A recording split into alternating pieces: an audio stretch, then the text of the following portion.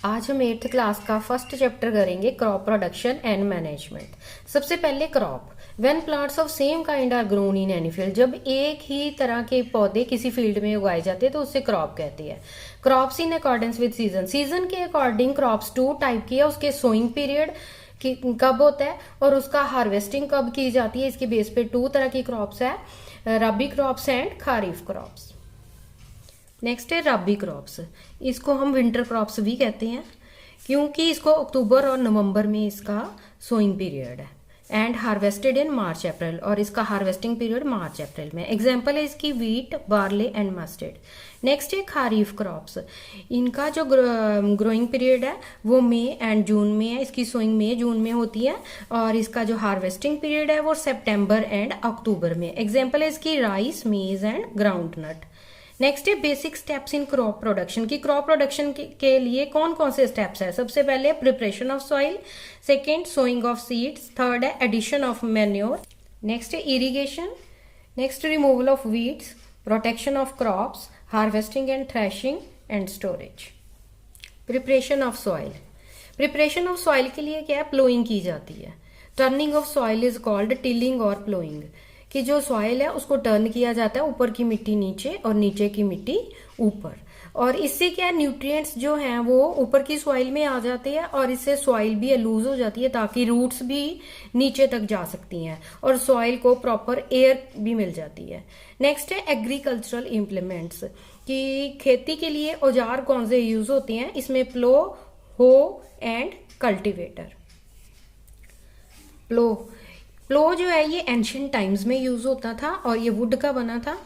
हो जो है ये भी एक प्लो लाइक आयरन इम्प्लीमेंट है और इसमें वुड की एक ऊपर रॉड है और नीचे जो है इसके आयरन प्लेट लगी होती है। और जो कल्टीवेटर है इसमें 10 to 12 आयरन प्लोज होते हैं और इसको ट्रैक्टर से चलाया जाता है। और इन तीनों ही एग्रीकल्चरल इम्प्लीमेंट्स का जो फंक्शन है वो टू रिमूव वीड्स है। नेक्स्ट है सोइंग ऑफ सीड्स।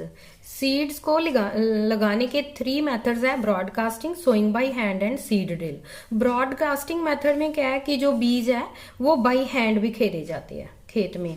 और इसके लेकिन डिसएडवांटेज है। सबसे पहला इसका डिसएडवांटेज है कि जो इवनली डिस्ट्रीब्यूटेड नहीं होते सीड्स, और इसमें जो सीड्स है वो अच्छी तरह से नीचे बरिड भी नहीं होते, दबते नहीं है। ब्रॉडकास्टिंग मेथड की एग्जांपल है वीट, मेज एंड टर्निप। नेक्स्ट है सोइंग बाय हैंड।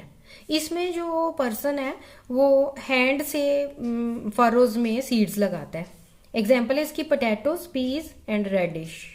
नेक्स्ट है सीड ड्रिल। सीड ड्रिल एक टूल है सीड्स लगाने के लिए। इससे जो है स्पेसिफिक डेप्थ तक जो है वो सीड्स लग जाते हैं फील्ड में।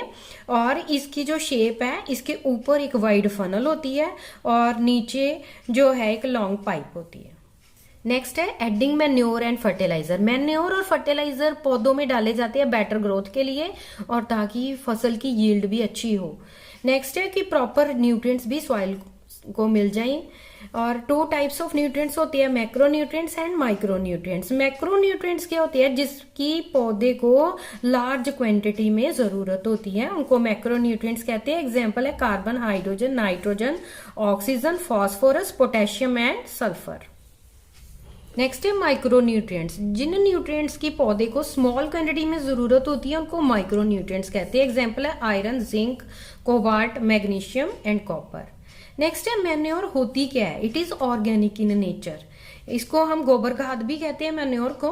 ये ऑर्गेनिक है नेचर में। ऑर्गेनिक का मतलब कि इसमें कोई केमिकल नहीं है। It is prepared by decaying residue of plants. और इसको प्रिपेयर कैसे किया जाता है, जो पौधे खराब हो जाते हैं उनको एनिमल डंग में मिला के इसको तैयार किया जाता है। नेक्स्ट है vermi compost. It is prepared with the help of animal Dang, dry leaves and special breed of earthworms. जो वर्मी कंपोस्ट है ये भी खेतों में डाली जाती है और इसमें जो एनिमल डंग डाल के ड्राई लीव्स डाले जाते हैं और उनमें अर्थवर्म छोड़ दिए जाते हैं। जो अर्थवर्म्स है वो इन ड्राई लीव्स को एनिमल डंग से मिला के इसको खाद में कन्वर्ट कर देते हैं, वर्मी कंपोस्ट जिसको कहते हैं। नेक्स्ट है fertilisers. They are chemical substances. ये केमिकल सब्सटेंसेस है और ये न्यूट्रिएंट स्पेसिफिक है। इसमें डेफिनेट न्यूट्रिएंट्स जो है वो होती हैं वो उसके फर्टिलाइजर के नाम से ही पता चल जाता है। यूरिया एग्जाम्पल इसकी है और एनपीके है। जैसे एनपीके है इसमें नाइट्रोजन है, फास्फोरस एंड पोटेशियम है। नेक्स्ट है irrigation, providing water to plants, पौधों को पानी देना, इरिगेशन उसे कहते हैं। सोर्सेज इसकी है ponds, wells, lakes, rivers and tubewell. Nowadays tubewells जो है ये सबसे ज्यादा यूज होते हैं।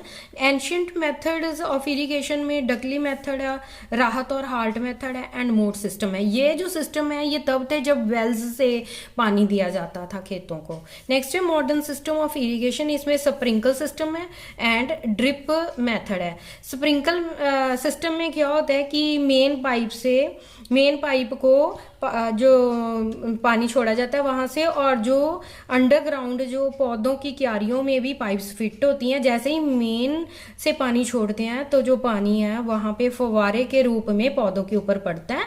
और जो ड्रिप मेथड है इसमें भी ऐसे ही है, पाइप्स की फिटिंग होती है क्यारियों में और जैसे ही मेन से पानी छोड़ा जाता है तो वो ड्रॉप वाइज रूट्स में पानी जाता है। नेक्स्ट है प्रोटेक्शन ऑफ क्रॉप्स, क्रॉप्स को पेस्ट से बचाने की जरूरत होती है, इंसेक्ट से बचाने की जरूरत है, control from birds and rodents, birds से बचाने की जरूरत होती है। एंड रॉडेंट्स क्या होती हैं, जिनके जो फ्रंट टीथ है लंबे होते हैं, जैसे रैट और हेयर है, और ये फसल को नुकसान पहुंचाती हैं। आगे वाइल्ड एनिमल से को कंट्रोल करने की जरूरत होती है एंड वीड को कंट्रोल करने की जरूरत होती है। वीड्स क्या होते हैं, अनवांटेड प्लांट जो कि क्रॉप में अपने आप उगते हैं। सबसे पहले जो पेस्ट से बचाने के लिए fungicides and antibiotics are used. इसमें क्या है कि सीड्स को उगाने से पहले ही उनको ट्रीटमेंट दी जाती है फंजीसाइड्स और एंटीबायोटिक्स से, ताकि जो फसल है वो अच्छी हो सके। नेक्स्ट है इंसेक्ट से बचाने के लिए इंसेक्टिसाइड्स का स्प्रे किया जाता है। नेक्स्ट है कंट्रोल ऑफ बर्ड्स एंड रॉडेंट्स, इनके लिए स्केयर क्रो लगाए जाते हैं खेतों में। बीटिंग ड्रम और फायर क्रैकर्स का यूज होता है उनसे बचाने के लिए। आगे वाइल्ड एनिमल्स से फसल को बचाने के लिए हेजेस लगाई जाती हैं खेत के आसपास, और आयरन वायर फेंसिंग की जाती है ताकि जो वाइल्ड एनिमल्स फसल को नुकसान ना दे सकें। नेक्स्ट है वीड कंट्रोल, वीड्स को हैंड से भी जो उखाड़ा जाता है, और दूसरा है कि इसमें वीडिसाइड्स का भी स्प्रे किया जाता है, जैसे कि 2,4-D, ये एक वीडिसाइड है। नेक्स्ट है हार्वेस्टिंग एंड थ्रेशिंग। हार्वेस्टिंग क्या है, cutting and gathering of ripened crop. और पुराने टाइम में इसके लिए सिक्कल यूज होता था, लेकिन आजकल हार्वेस्टर यूज होता है। नेक्स्ट है थ्रेशिंग, थ्रेशिंग क्या है, सेपरेटिंग ग्रेन्स फ्रॉम हस्क। इसके लिए पुराने टाइम में एनिमल्स यूज होते थे, वो क्रॉप को क्रश करते थे और ग्रेन्स बाहर आ जाते थे, और इस मेथड को विनोइंग भी कहा जाता है। लेकिन आजकल कंबाइन का यूज होता है जिसमें हार्वेस्टर और थ्रेशर दोनों लगे होते हैं। नेक्स्ट है स्टोरेज, जब ग्रेन्स कलेक्ट कर लिए जाते हैं तो उनको फिर उनकी स्टोरेज करनी, उसके लिए गोडाउन्स का यूज होता है, सिलोस का एंड कोल्ड स्टोरेज का। गोडाउन्स के लिए जो है वो यूज होते हैं पल्सेस और सीरियल्स की को स्टोर करने के लिए, और जो कोल्ड स्टोरेज है जब लार्ज स्केल पे फ्रूट्स और वेजिटेबल्स को स्टोर करना होता है तो वहां पे यूज होते हैं। और स्टोरेज से पहले ग्रेन्स, गोडाउन्स एंड सिलोस को ड्राई किया जाता है अच्छी तरह से, ताकि मॉइस्चर जो उसमें ना रहे। और जो ग्रेन्स जो स्मॉल स्केल पे हमने सिलोस में करने होते हैं स्टोर, उसके लिए उसमें नीम लीव्स भी डाले जाते हैं। नेक्स्ट है फूड फ्रॉम एनिमल्स, एनिमल्स से भी हमें कई फूड मिलती है, milk, meat, eggs, fish, honey. Animal husbandry क्या होता है, rearing of cattle for useful products, जिसमें कैटल को पाला जाता है यूजफुल प्रोडक्ट्स के लिए। पोल्ट्री फार्मिंग में डोमेस्टिकेटेड बर्ड्स को पाला जाता है, जैसे चिकन्स, डक्स, गीज, ये एग्स और मीट के लिए पाले जाते हैं। पिस्सी कल्चर जो है ये रियरिंग ऑफ फिश को पिस्सी कल्चर कहते हैं। नेक्स्ट है एपीकल्चर, रियरिंग ऑफ हनी बीज इज कॉल्ड एपीकल्चर, हनी बीज को पालना इसको एपीकल्चर कहते हैं। नेक्स्ट है कि जब पूरे नेक्स्ट पॉइंट है marketing, selling of crops is called marketing, कि जब क्रॉप तैयार हो जाती है उसको बेचना, इसको हम मार्केटिंग कहते हैं। तो ये थी आज की हमारी वीडियो।